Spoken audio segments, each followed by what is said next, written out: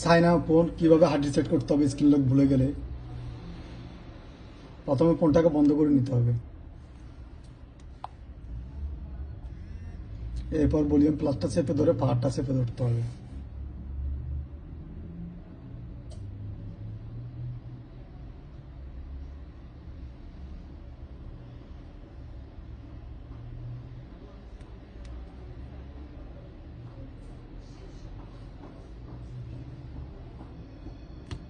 এখন এখানে ছাড়ে দিব, এটা আসার পরে রিকভারি যে মোডটা আছে এখানে আসার পরে মাইনাস টিপ দিব।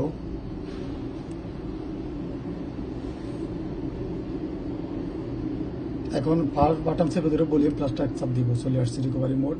এখন মানে দিয়ে নিচে নামাবো, ব্যাটারি ডাটা রিসেট আসার পরে পাওয়ার বাটন চাপবো, এরপর আবার নিচে নামাবো, ইসে আসার পরে পাওয়ার বাটন চাপ দিব।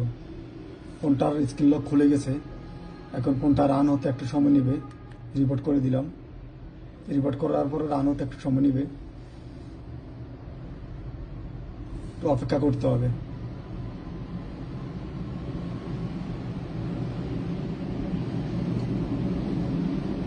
এখানে আসার পর একটু সময় নেবে, অপেক্ষা করতে হবে।